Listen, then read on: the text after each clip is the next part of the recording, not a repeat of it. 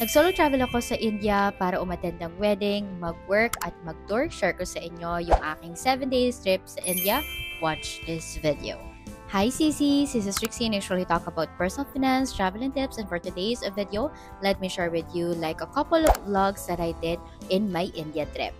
For this video, i-share ko sa inyo yung ginawa ko from day 1 to day 2 nang nasa India. So, pupunta pala ako sa Delhi, mga sisis. Medyo malaki kasi yung India, no? So, sa Delhi yung first stop natin. So, from the Philippines, fly tayo to Malaysia and from Malaysia, punta tayo sa Delhi. Yung trip pala natin, tumagal siya ng almost 9 hours kasi meron tayong layover sa Malaysia ng 1 hour. Pero usually, mga nasa 9 hours ang trip from Manila to Delhi. First stop natin pagdating sa airport, mag-withdraw ng cash, 10,000 rupees yan and around nasa 6,000 pesos siya. From here, sinundo ako ni Alicia, yung friend nung ikakasal, and then ay pumunta na kami sa apartment niya, then ito, kinabukasan na ito kasi gabi na ako dumating sa Delhi. So ito yung apartment niya, ang ganda mga sisis. And first time kong ma-explore yung Delhi. And so far mga sisis, maganda ang Delhi. Medyo traffic lang siya, pero para siyang Pilipinas na parang Maynila, ganon. First up natin itong Humayun Tomb. Ito yung isa sa mga sikat na puntahan dito sa Delhi.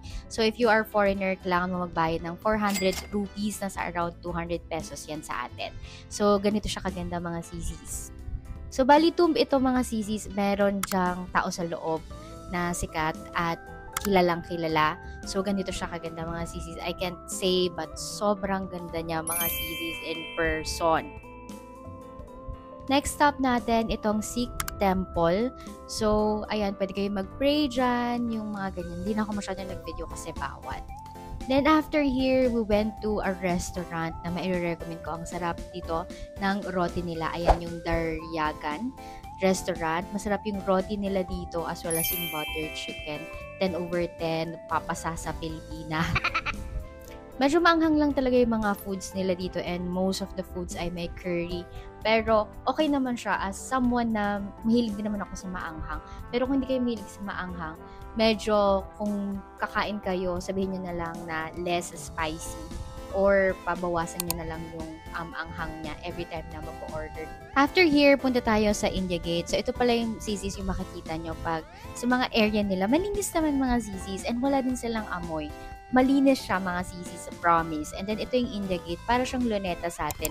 So yung India Gate is the largest war memorial. So yung mga namatay sa war, parang ito yung statue kung saan nag-tribute sila doon sa mga nagbigay buhay para sa bansa nila. After namin dito, pupunta kami sa Lajpat Market. Ang dami ditong mga bilihan, mga sisis ng kung ano-ano, mga souvenirs, mga damit. Kasi diba pupunta nga kami sa wedding kinabukason. So, ayan mga sisis, ang dami dyan.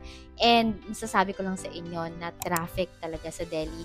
Para siyang Manila, ganun sisis. So, sa next vlog natin, i-share ko sa inyo yung wedding na pinuntahan namin. For 3 days yon. So, don't forget to like and follow for more.